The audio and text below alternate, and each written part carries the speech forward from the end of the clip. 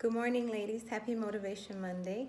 Um, I guess I'll be in charge of the band app for this week, and I decided to take the opportunity today to finish up some of the things that I wasn't able to finish up last night due to time constraints, and I didn't want to overwhelm you with so much information.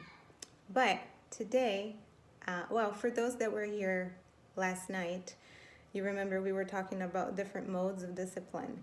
And I wanted to point out that these are the ones that have worked for us. It doesn't mean it's what's necessarily going to work for your family, but they are based upon general principles and guidelines. And this is what I want to talk about today. So, the general guidelines is actually, for me, a more important aspect than the modes of discipline that I have adopted for my family, because these are principles, right? They're based on principles. So you should always maintain the principle and be flexible with which type of discipline you're going to use. So this is what we're going to talk right now are just general guidelines for you to follow. It doesn't matter what type of discipline you're implementing at the time, but these are the guidelines based on the spirit of prophecy. So the number one, I guess, for us is form healthy habits.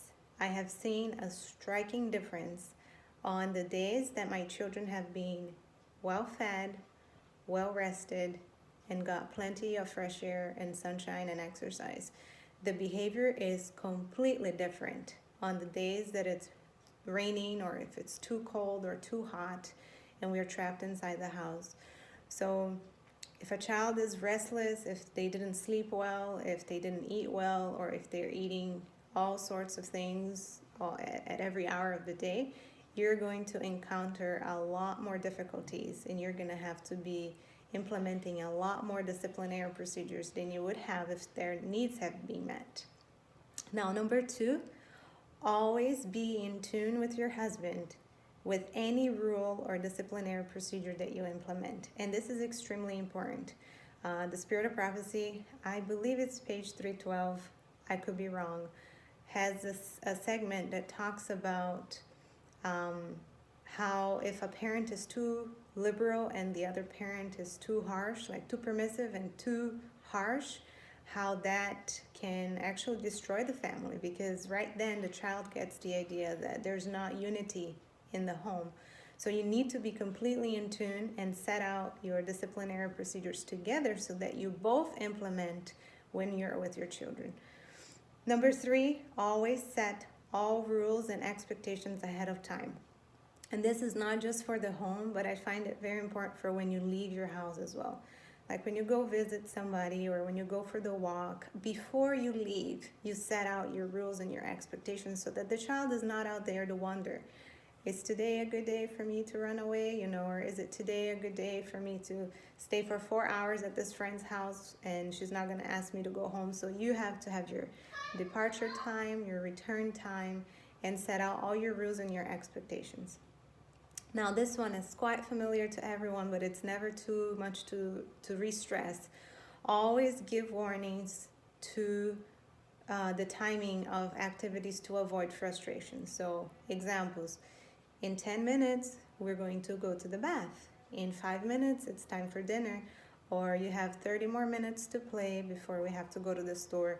And that way, when the minute comes, if they are frustrated and showing signs of disappointment, it's not really your fault, and then that needs to be corrected. Now, do not use threat. And I know this is so very tempting because a lot of kids work on threats. Like if you threaten them, if you don't listen to me, you're going to go sit over there for 10 minutes. Or if you don't listen to me, if you don't come right now, if you don't give this to me, this and this and this is going to happen to you. And a lot of kids yield temporarily because they're afraid of the consequence, but it's not really teaching them obedience because they're just doing it out of fear. And so I find it to be very difficult to avoid it 100%. Sometimes what I have chosen to do is to modify the way I present things to them so that they know that the consequence is coming, but it's not coming as a threat. So if I see that my child is struggling between making the decision of right and wrong, I would just remind her. And I'll remind her and I'll say, remember that when you make a good choice, you have good consequences. And if you make a bad choice, you have bad consequences. And I see that to also be biblical because God does that throughout the whole Bible. I mean, how many reminders do we get? So I don't see them as threats. It's different than, if you don't do this, I'm going to do this to you, you know. So helping them to remember that good choices will bring out good results, bad choices will bring out bad results. But it's a fine line between constantly threatening. And you know what? Most parents that threaten, they actually don't perform. So if you threaten to spank them and don't do it, then they're no longer afraid of you. And that soon starts not to work anymore.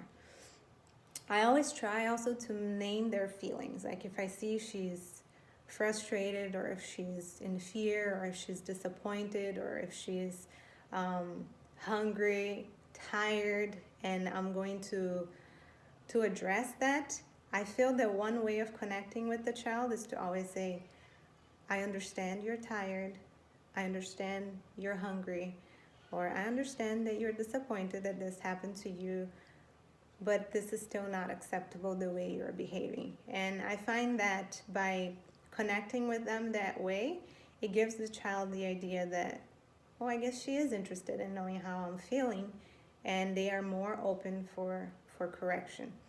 Now, always stop what you're doing to perform any type of discipline. And this, I mean, even if it's just verbal discipline. I don't know, but I grew up in a home where my mom didn't often stop. She would just scream, don't do that, you know, not scream in a negative way, but yell across the house. And I've been trying my hardest to not follow that pattern because I see it doesn't really reach them. But when you stop everything you're doing, squat down to their level, look in their eye and say, I would like for you to do something, or I would like for you to no longer do this, it cuts a lot deeper. Now, for me, this is like lifetime goal here. Notice what the statement from Child Guidance 254 says. I never allowed in correcting my children, even my voice to be changed in any way. I mean, it's deep. I mean, I'm constantly like showing frustration in my voice, even if I'm not like mad at them, but just the tone of the voice makes a complete difference. And so to try to maintain the same tone of voice, and I'm not talking about emergencies. We all know that if Ellen White had an emergency with her child, she would not say, please get out of the way before you get ran over by a car. She was probably going to yell and be like, come, you know. But on a regular basis, we need to be careful as to always, when correcting the children, never allow your voice to be changed in any way. Now, one thing that I also have to continually remind me is rebuke them privately. And you know, I used to think that, oh, we're all here in the home, within the home, it's good. But I started to notice my 4-year-old, she would really appreciate if she's rebuked even away from her 2-year-old sister. And I started to see that because oftentimes I would sit her on her thinking seat, and the sister would come, why are you sitting there? Why are you sitting there? And she wouldn't tell her. She would say, it's private. That was her answer. This is private. And I thought it really should be, because it's none of the sister's business if it had nothing to do with her. And so I started to make a stronger effort to even discipline her verbally away from the sister if it didn't have anything to do with her sister. And of course, if you're out in public, even more. You know, sometimes we think that in order for the child to really be repentant of what they did, they need to feel ashamed. And this is a wrong conception, because I think it just makes them be closed, even more closed to the idea of repentance when they've been so overly exposed. Now, encourage them always to apologize and say what they are apologizing for. It's not like, please go say sorry to your brother for taking the car away from his hand, and allow them to just go and say, sorry, you know, and walk away.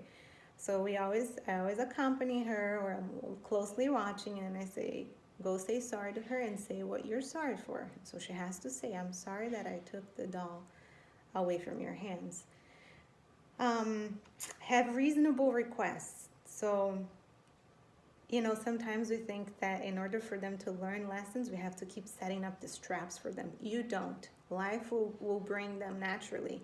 And oftentimes, with our unreasonable requests, we make them have to be disciplined. So think of their age, think of their abilities, think of their attention span. I have one here that if I say 3 things to her, she's gonna walk away and she'll remember the 3 things.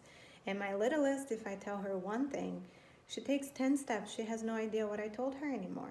So they have to be short and they have to be to the point so that she understands and that she follows through. Now, make a clear distinction between a command and a suggestion. And I'll give you an example, a simple one. When you're playing ball with a child and you say, throw me the ball, is that a command or is that a suggestion? Right? It's most likely a suggestion.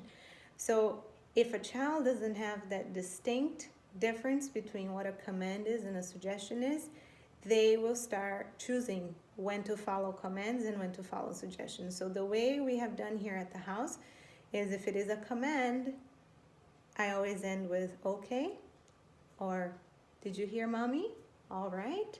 That way she will always reply, yes, mom, or okay, I heard, I'm coming, I'm going. And so if I say, Lila, please go to the bathroom and wash your hands, okay? And she will say, okay, this is a command, I better go. But if I say, why don't you go play dolls? It's not a command, it's a suggestion. And if she says, well, I want to play cars, then it's just fine. So making that distinction will help you also. Will help the child know what is law and what is an idea. Always commend them when they choose to obey. And I touched a little bit about that yesterday, but I just wanted to repeat it because oftentimes I see us so focused on their bad behavior, which oftentimes it happens a lot more than the good behavior. But the good behavior has to be very noticeable as well. We have to take note of it, and we have to encourage them to follow on the good behavior by feeling that mommy acknowledged it and mommy is happy for what you've done, and it makes everybody else happy and it makes you happy too.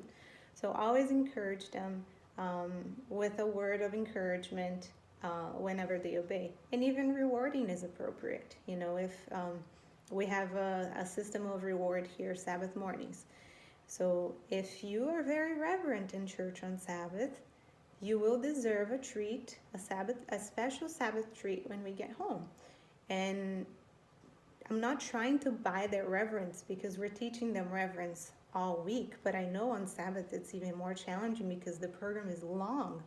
And so I always tell them, if you are reverent during the whole program at church, when we get home you will have your reward. And I don't keep reminding them as to I'm buying your reverence from you. It's just a natural consequence that will happen when we get home. Teach them Bible stories where consequences were given as a result of bad choices. And I always find that to be very helpful. If I see they're going through a phase where they're constantly disobeying in one area, whether it's due to selfishness or lack of being quick to obey, or whatever it is, always look for those Bible stories because they will start seeing in real life what happens when you obey and what happens when you disobey. And it's a lesson that teaches itself to them. You don't have to be nagging them for that obedience. Another advice is to create a visual aid for obedience. So when my oldest child was little, I will attach a picture here, but I ordered a felt, and it was a tree, and it's called the obedience tree. And this tree had a little pouch on the side with red fruits and with black fruits. And the red fruits represented good behavior and the black fruits represented the negative behavior. And so every time that there was a real negative behavior, I would walk with her to the tree and I would ask her, so for what just happened, do you think that your tree is producing a red apple or is producing a black apple? And she would say, well, it's producing a black apple. And I said, so I want you to put this black apple here on this tree and see what the tree looks like with it. And she didn't like it. And sometimes at the end of the day, she would have like 5 black apples on the tree and she would come and beg me, Mommy, can we please get those down? Can we please get those down? And I said, we can. We can get them down because Jesus is willing to forgive us for any of the mistakes that we make. So we're going to pray and ask Jesus to forgive you for all the times that you've done wrong, and you can start your tree all over again. And it really helped her to see what kind of fruits we produce when we have different types of behaviors. Now, what I've tried to do with my child as well, the oldest one especially, is to show her that I trust her. And by that I mean, if I give her a command, like if I say, Lila, please go to your room, you have to make your bed, and you have to change your clothes, and you have to drink water, right? So I gave her 3 commands, and she goes to the room, and she's there for 10 minutes. And when she comes back, I ask her, and I said, have you accomplished all your tasks? And she says, yes, I have. Well, my human desire is to walk over there and double check up on her right away because I want to make sure she did it and that she's not lying to me. But I felt like she's at an age right now that it's better that I trust her even if there is a slight doubt that she didn't do it, and that I don't go check up on it right away, to give her the benefit of the doubt. And that later, by accident, I'm walking by and I look over and I see her bed is not made, then I can implement a consequence. But she doesn't feel that she's under the eye of the detective, investigating all her mistakes just to catch her. I don't want her to feel that I'm here at the house just waiting to catch her on all of her little mistakes. And so to give some time for them to see that you trusted what they said, and if later on you catch them and they really didn't do it, then there is a time for the discipline. But give them the opportunity to feel trusted. Now, always ask. This is one thing that I'm always doing with them. If they are being punished for something that they've done unfairly to somebody else, my question always is, how would you feel if you were on that person's shoes? Like, she's being on the thinking corner there because she didn't share. And I said, so tell me, how would you feel if you were the one waiting for this doll for 10 minutes and your sister was unwilling to share with you? And so that way they put themselves out of their selfish situation and put themselves as the victim to see what that would be like. And I've never gotten an answer like, I don't care, or it would be just fine. It's always like, well, I would be very sad. And so I was like, well, would you like to make your sister sad? And she says, no. And I said, so do you understand why you're sitting here? Yes, I understand. And that settles it. Now, be willing to apologize if you feel you were too harsh. And I think we touched on that last night, but it was during question and answer. I feel that apologies are healthy. Not that I'm looking for opportunities to apologize. I would much rather not have to apologize for my mistakes. But if there is a mistake, there is no better route than the apology. The child will trust that mommy is human. She also makes mistakes, and she is in this warfare just like I am. And she's trying to be victorious. We're together on this. We're trying to be victorious together. So don't feel shame on apologies. And I find that whenever I apologize to my child, her heart is softened. And sometimes she'll even apologize back for something that she didn't have to, just because she feels like, well, if mommy is apologizing to me, I must apologize back to her. And I'll take her apology, but deep inside, I wasn't expecting it. Now, there are only 3 more. Wait for the right moment to correct them. Now, for me, I will confess, this is one of my biggest struggles. I am the type that like things to be done quick, and I like to solve my problems quick, and I want to address my issues quick. And oftentimes, this does not happen, does not help the children. So recently I was reading Desire of Ages, and it was the chapter of who's the greatest, right? So when Jesus came back and he saw that the disciples had been discussing who was the greatest, he knew their hearts and he knew exactly what they were thinking. And he could have rebuked them right there, but page 432 says, Jesus read their thoughts and he longed to counsel and instruct them. And this is the job of the mother. Like, it's your desire to instruct and to counsel them. But for this, he awaited for a quiet hour when their hearts should be open to receive His word. And I don't think it works so great with little ones because their memories are very short. But I've found that with my 4-year-old, even when she was 3, this worked much better. There were times that she did something wrong and I could see she was not repented for it. There was no true repentance, and I felt like if I address this right now, I'm not going to touch her heart, and I had to wait. And I would wait until bedtime to talk to her. And the more my oldest grows, the more I see that the lessons she learns sometimes best are the ones that I have waited a while to give to her. And I will give you one example. So one day we were bagging granola. She bakes granola and sells. That's her little business. And I always try to have her bag the granola right before or right after meals because we don't eat between meals. We've chosen not to eat between meals or feed the kids between meals because it just messes up with the whole everything. Like, I'll put it this way. So I try not to tempt her by putting her there to bag granola in the middle of the morning or in the middle of the afternoon when I know she's going to want to eat it. And so, especially when she was younger, now it's no longer a big deal, but when she was younger, it was a problem. But this one day, we needed to bag the granola, and there was no other time. And so she was there bagging the granola, and she asked, she said, "Can I please taste it?" And I said, "We can save some for you to taste when it's time for you to eat, because it's not time for you to eat right now." She said, "Okay." And I walked away. And when I came back to the kitchen, she was chewing, right? And I caught on it right away as soon as I walked in, and I just wanted to rebuke her right there. And I had to just like swallow it. And I said, "But I will have to ask her." And so I said, "Lila, did you taste the granola by any chance?" And she's like this. It was a clear lie. Like, I could see her chewing. She wouldn't open her mouth to answer. And I thought, she's not repented. She's continuing to lie. I'm not going to say anything. It was a Friday. I was busy getting ready for Sabbath, and I treated her as if I was deceived, right?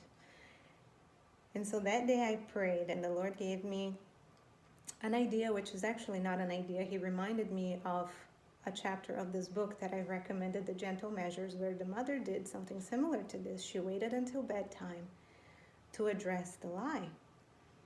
And she created this story. It was basically creating a scenario with a different child, a different name, but real close to the real scenario so that the child could quickly remember and identify. And so I was laying with her in bed and working towards putting her to sleep. And I told her, I says, "But I want to tell you a story before we go to bed." And I created this story of this little girl. I think her name was Hannah.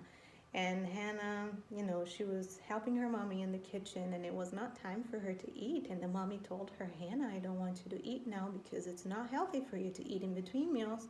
It's not time for you to eat just like you. You don't like to eat in between meals, do you?" "No, I don't." And I said, "Yeah, because you're a good girl." And so Hannah's mom walked away because she had to do something. And when she came back, Hannah had food all over her mouth. It was outside of her mouth. And Hannah's mom asked her, she said, "Hannah, did you eat it by any chance?" And she said, "No." And Hannah's mom knew that she wasn't saying the truth. And there was a moment of silence, and I could see that she was getting more and more uncomfortable. And I said, "You wouldn't do that, would you?" Silence. And I said, "Lila?" And she looked at me and she said, "I'm sorry." So, I knew if I had tried to press her right there at the moment, she would not have told me the truth. She would have insisted that she didn't, and I felt like I would be giving her the opportunity to lie on top of the lie. And so she said, "I'm sorry." And I said, "What are you sorry for?" And she said, "I'm sorry because today when you walked away, I ate the granola." And I said, "And how did that make you feel?" And she says, "At first, it felt good." And I was shocked that she was so honest. And she said, "At first, it felt good. But later, my heart was sad, but I didn't know how to tell her the truth." And I said, "Well, I'm so glad that you're telling me the truth right now." And And she said, I will not do this again, Mom. And she hasn't. We beg granola all the time, and I can walk away and I can trust that she's not doing it. And if she does, I know she will come to me and tell me later. And so for me, this teaches that patience in rebuke will bring better results than sometimes when you try to press the truth out of a child or rebuke them when their hearts are not ready for it yet. So there's not a one size fits all. You will need to be led by the Spirit through prayer. And I found that more than studying children's personalities, more than studying their love language, we need to study the Word of God and commit yourself to be led by His Spirit. But my last point is, what if a child makes a mistake, repents and confesses, and feels sorry for what she has done? Is there need for punishment? Should I punish the child that confessed that she lied, confessed that she ate the granola, confessed that she made a mistake, but she's truly repented and apologizes? Should I then say, okay, but because you lied to me and now because you ate this granola, there's no granola for you for the next 3 days? Do I need to do that to her? Child Guidance 244 says, your children may have done something that demands punishment. But if you deal with them in the Spirit of Christ, their arms will be thrown about your neck. They will humble themselves before the Lord and will acknowledge their wrong. And that is enough. They do not need then any punishment. And I'm so glad to see this being a principle in this book, because it reflects so much the experience of Christ to us.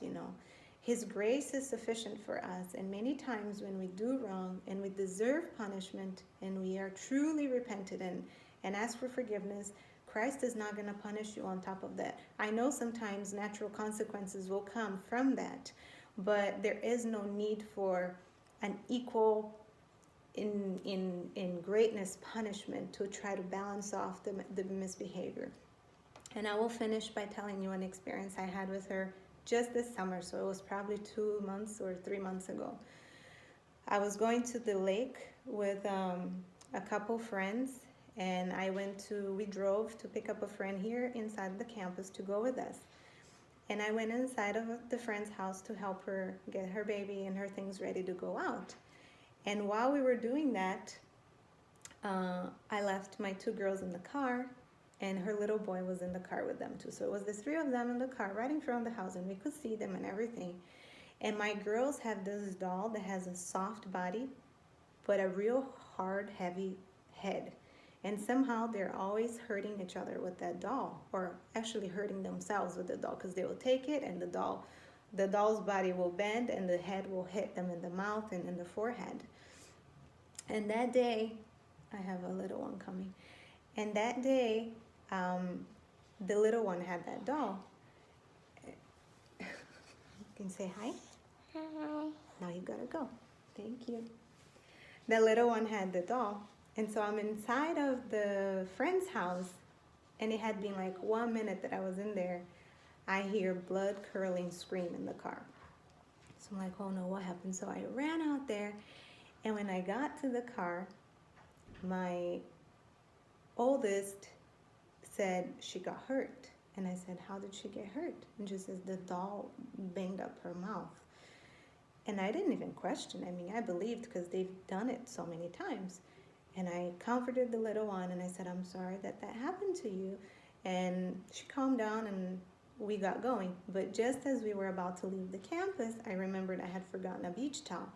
So we drove back to my house, and when I got out of the car to go get the beach towel, I looked at my oldest, who was strapped in her car seat, and she looked like she was about to cry.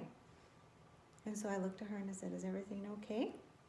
But I had a friend in the car with me. And so she said, come here. So I went to her side of the car seat, and I opened up the door, and she hugged me, and in my ear she said, I am so sorry.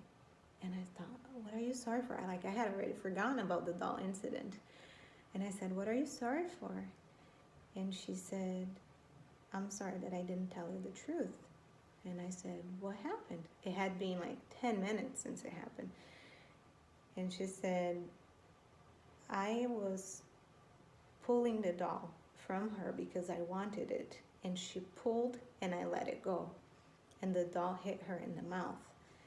And I said, oh, so that's what happened. And she said, and I'm sorry that I did not tell you the whole truth.